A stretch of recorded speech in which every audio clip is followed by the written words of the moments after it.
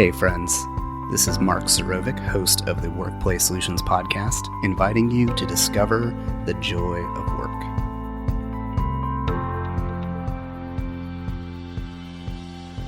And in a minute, we'll go into the million-dollar question of how do I know which level to use? But some things to think about before we get there is, as Rhonda referenced, she is a very engaged, very experienced, very capable person. So the beauty of these levels of delegation is you don't have to use the same level for each person in each task. Yeah. So if I delegated to Rhonda, go do an overhaul of our IT systems, we would never see it again. That is no longer a project that I would do a level 5 ownership of Rhonda. and I'm not, that's not insulting. Like, Rhonda's laughing. We're in agreement that if I had an IT task and I needed Rhonda to do it instead of me, I would be showing Rhonda step by step, this is how it works, do this, do this, do this. And we've had you do that for me before, but the saving grace, just for a moment, is that we have a great IT person, and I have him on speed dial, and I love him and tell him that regularly. Absolutely. So before we answer that million-dollar question, I want to share two, I'm calling them hidden levels of delegation. So there's level -1, which I'm labeling codependent, and I'm using codependent in the unhealthy family relationship, and I hope that's not too flippant to call it that. But the idea is, in level -1, you do your employees' work. So instead of you saying, for me to get better results, the things that I'm doing, I'm handing off to you, I'm actually doing the reverse where, hey, there's those things that my employee is doing. I don't think they're doing well. I'm just going to do them and not tell them, which I can't even on that one. Does it happen, Rhonda? Oh, yes. But let me ask you a question here. So my thought is, this is also the person who's doing their kids' homework at home. I mean, I'm just saying to you. I mean, people say, oh, I'm different at home than I am at work. But are you really? And where do you really need to look at, are you doing your kids' homework too? Yeah, we're laughing, but this is not a long-term sustainable thing. And it happens at some point in your career. I'm not guaranteeing that everyone has done this, but this does happen. And so the manager statement here is an unsaid statement. And that unsaid statement is, I don't trust you to do your work, whether that's do your work on time or with quality or consistently, or whatever the barrier is between you and trusting their employee to do their job.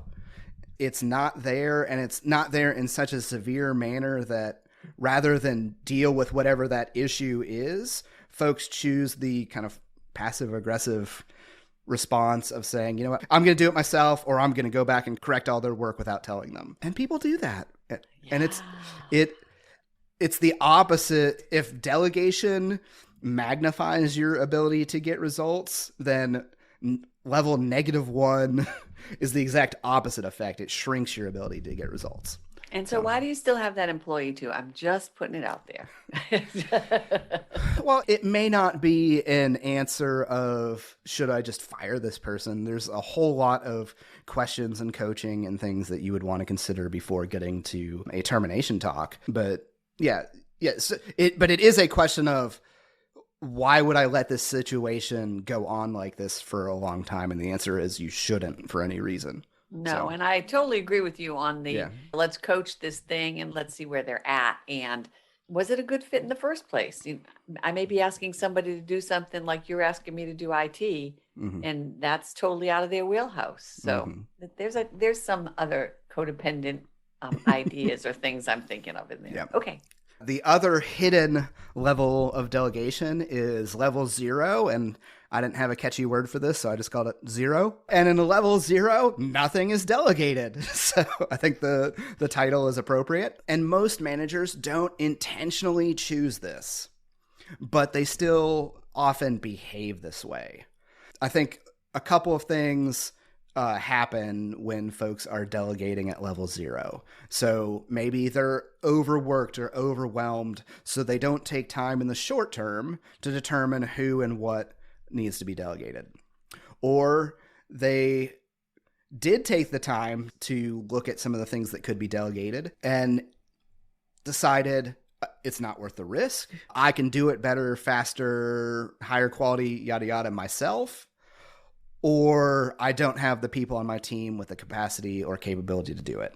Mm-hmm. And managers sometimes reach that conclusion. Whether that conclusion is right or wrong, that's not what we're going to comment on. Just the reality that this happens all the time. But unless they've tried to delegate and come up with one of those conclusions, it's often not a conscious choice. So that manager unsaid statement is, I'm too busy to delegate. Which it's kind of when you even say it, it's like, what? Yeah. What? So it's the beauty of an outside perspective, because if you were to say that out loud, anyone that understood how this stuff works would kind of grab you and shake you and like, do you hear yourself? Yes. And yet I see this all the time where managers are trying to do the work themselves, for whatever reason, are not taking the short-term hit to get the long-term benefit. And sometimes it's not even a short-term hit, so. Yeah, I can see with this one, it's going to bog somebody down in a big way. And how do you grow? If you're not delegating, how do you grow, and how do you grow your team? Mm-hmm. All right, so the $1 million question. I wanted to say that. Okay, the can you? $1 million question. Absolutely, Rhonda. Yes, how do you know which level to use? Delegation is about the employee's capacity and the risk reward of moving something off your plate. So capacity and risk reward. The first question I ask, and you don't have to ask this question first, but assuming I've already decided I know the thing I want to delegate. So let's make that assumption, and we'll talk other cases here in a second. So I know the thing I want to delegate. The reason I'm thinking about capacity first is because the risk reward doesn't always feel safe. It feels risky when you're not delegating effectively. It feels like a risk to entrust this with someone else. And there's always going to be reasons why it never feels safe to do it with a specific client or project or something that actually matters. And so that mindset will limit you to only delegate what is unimportant or what you hate doing yourself. And if all you ever delegate is what's unimportant and what you hate doing yourself, that's not going to build you a lot of goodwill with the people that you're leading. And it's not going to get the best out of them either, or yourself even. Agreed. So I'm not saying you ignore the risk factor completely. Just if you've already decided what to delegate, don't start with the first question of risk. All right. So capacity. This is how I define, or how I like to think of capacity. I like to use an engine metaphor. So a car with an internal combustion engine has tanks and fluid reservoirs. So gasoline, oil, wiper fluid, transmission fluid, coolant, brake fluid, all of that. If any of those tanks are low or empty, it'll affect performance of the engine. Sometimes the engine can still run with a deficit. Hey, you're out of windshield wiper fluid. Can you still drive for, golly, weeks, right? Mm-hmm. Yep. Can you drive without engine oil? Yes, for a little while. Yeah, short term. Short term, but it will cause irreparable damage to the engine. So it can be done, but it shouldn't be attempted because of the long-term impact. Can you drive for weeks without brake fluid? No. So I have to tell this story. When it was probably my senior year of college, my brother had borrowed my car for something, and I didn't think much of it. He gave it back. I think your brake fluid is a little low, was the statement he told me. And so I'm driving through the city on the way to work, and I go to hit my brakes, and the pedal goes all the way to the floor, and nothing happens. And I panic, and I roll through a red light, not stopping, and try to pull off to the side. I end up stopping about a much later distance than I had intended. And I'm thankful I didn't get in an accident. Nobody T-boned me. But I remember just being furious with my brother because I think your brake fluid is a little low is different than there's no brakes, you don't have any brakes. Yeah. Wow.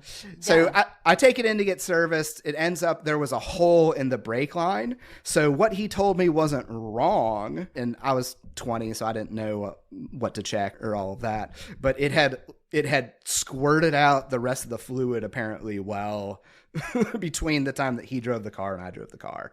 So it wasn't his fault, but I just remember that story of, I think your fluid's a little low, as I almost crash, because it was terrifying. It was terrifying. So what he should have said is, I'm going to delegate you the responsibility of taking your car to the garage and getting this checked because I think.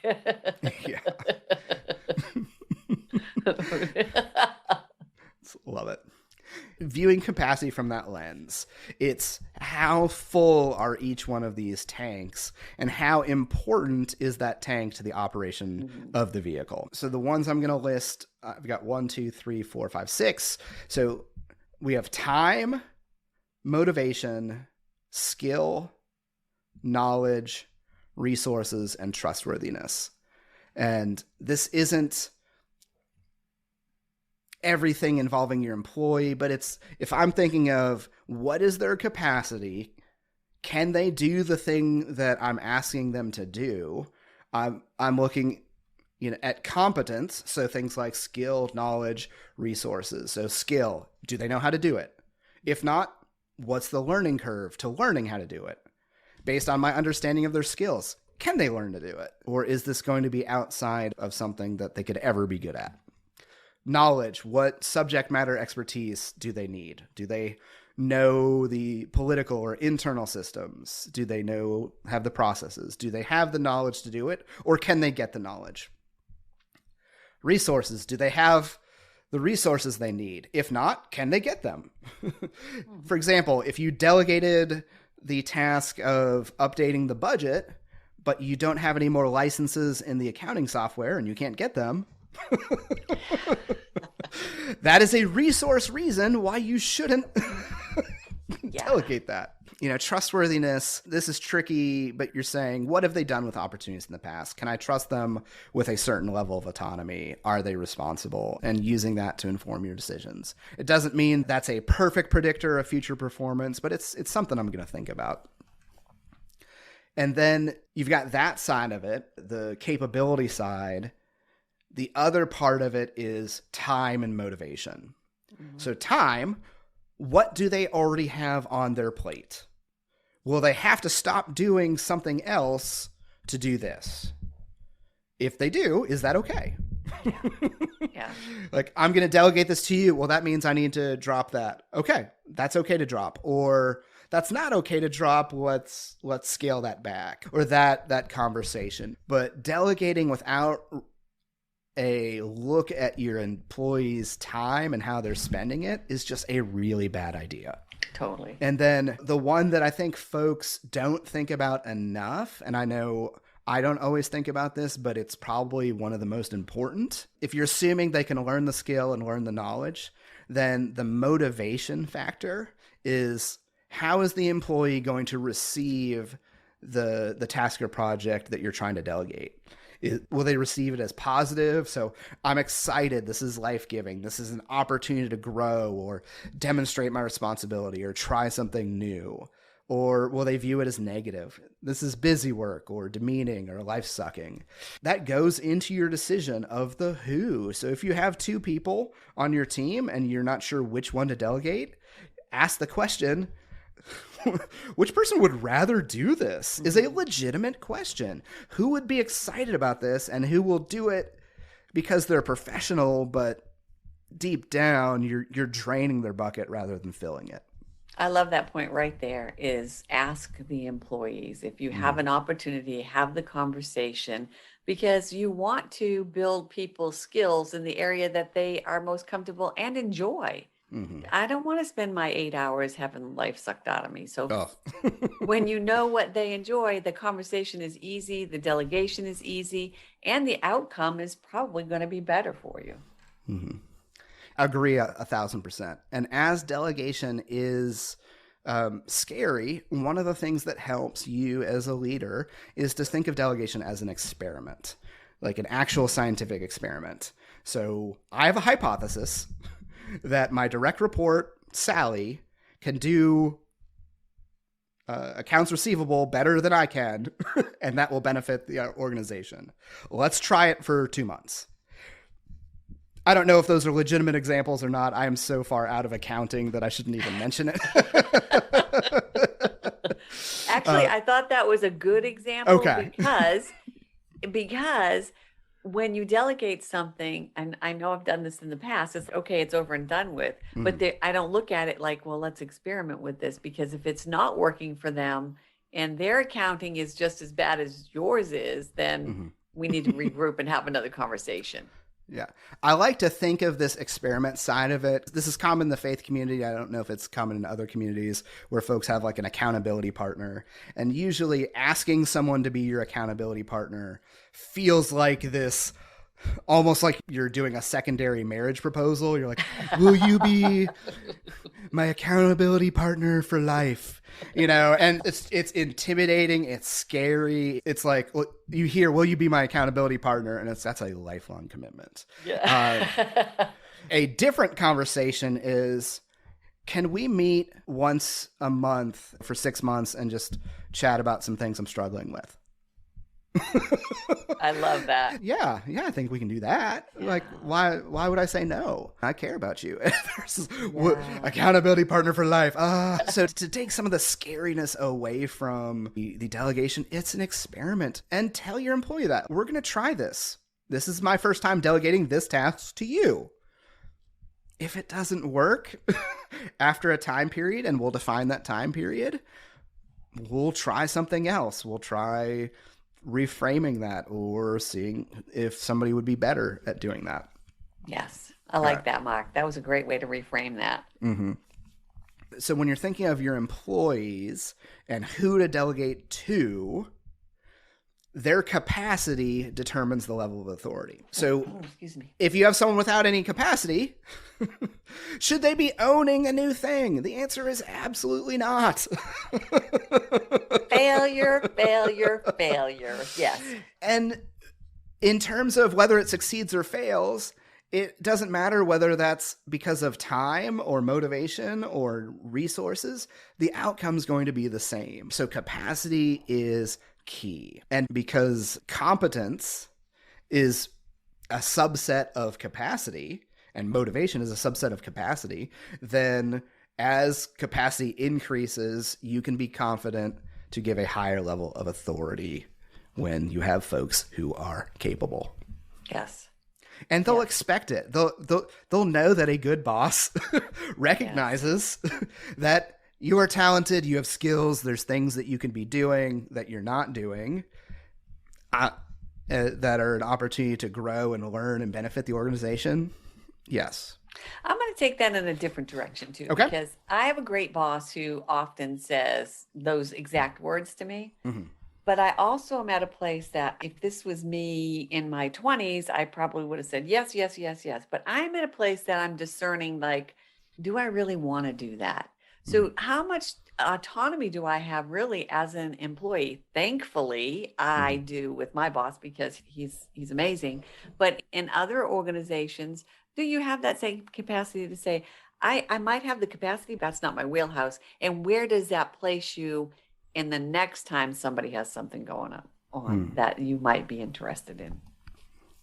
Yeah, I don't know that I want to get into the whether or not you can decide not to receive the thing that was delegated. Well, I think that's something that should be on the table. We don't have to discuss it or make a point of it, but I think that's something that needs to be on the table at any point. And just like we were talking about communication. Yeah. Do we have the open communication that I could say that? Yeah. I'm intrigued with that line of conversation. I think I'd want to prepare a little more on that topic. Okay. Good. Is that fair? Keep it in your brain. Yeah. Things to think about.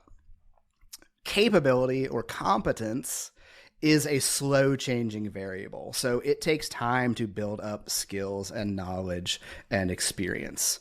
Capacity, on the other hand, can sometimes change very quickly because it can be situational. Like right now, time is short because we've got a project deadline. When that project's over, time opens up again. So capacity increases. So just know that capability, that competence is a slow changer, and you're working on that one over time. Though capacity, it doesn't matter what their capacity was 6 months ago, because time or motivation may change everything tomorrow.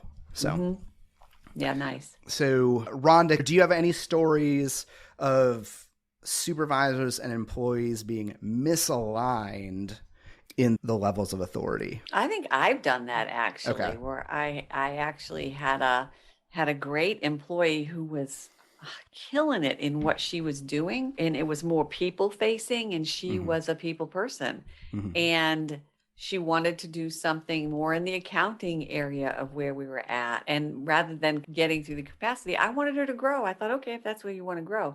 Totally wrong alignment. I gave her way more authority than she should have had. I had to kind of back up and say, I said she could give that away, not that amount away. Now I'm going to have to fix this somehow. And it was a conversation with her too.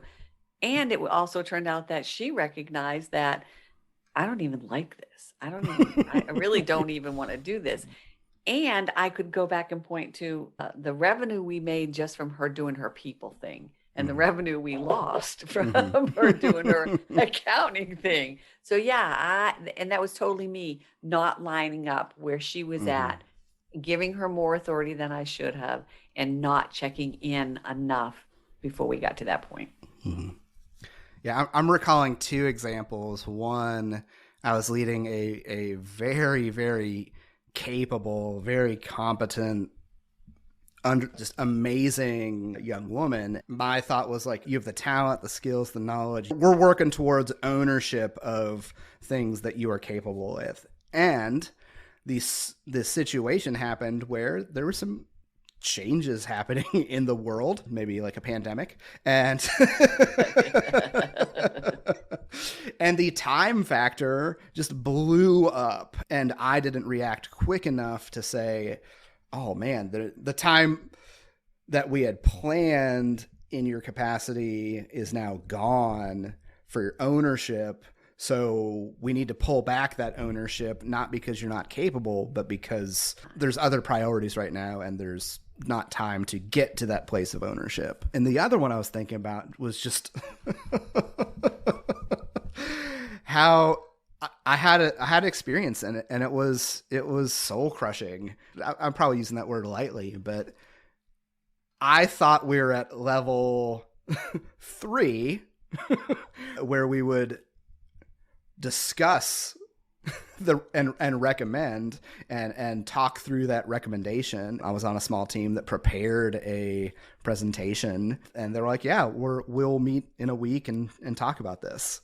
And a week later, when we were supposed to talk through it together and make that decision together, they're like, yep, we already decided.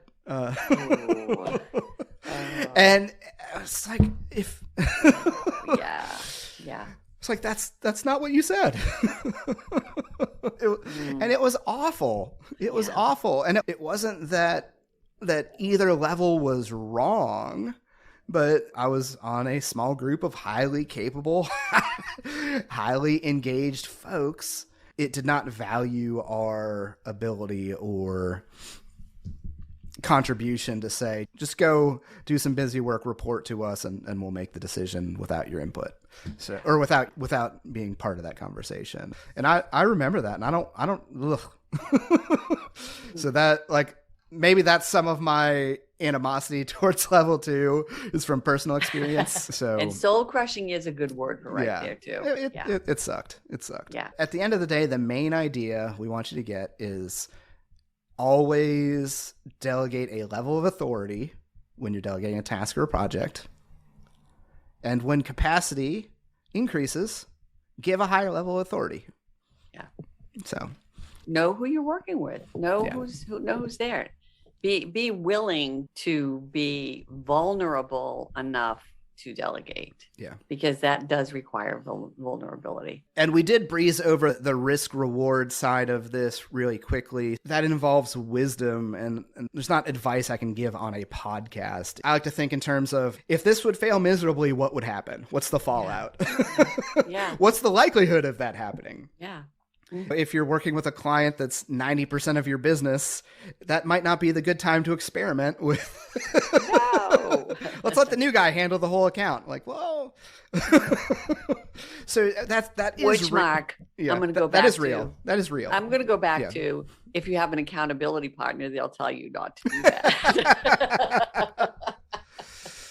So the risk conversation is real, but I think it's way too easy to convince yourself that there's never a good time, that whatever you're doing, if you think you could do it better, or you think we can't possibly make any mistakes ever, you're not going to get very far, and you'll never delegate anything. And so, yes, think about the risk, but there are plenty of things that are way less risky than you think they are when you choose to delegate. And prepare to be surprised. If you've got some good people, they're going to wow you and be thrilled that this thing that you do, you're trusting me to do. Oh, man, that's to the engaged employee, that's money in the bank. That is good stuff. I love that. Love it. All right. Final thoughts, Rhonda? You're amazing as always, Mark. I appreciate being here. No. We just want to help people. We're doing. I'm amazed. Thank you for having me today. It's been a long time. I appreciate you, and I love the laughter. Sounds good. All right, thanks, Rhonda. Life is way too short for work to suck. So if you want help to build your team, train your team, or manage your team, we're here. Come see us at workplaysolutions.com. Thanks for listening to the podcast.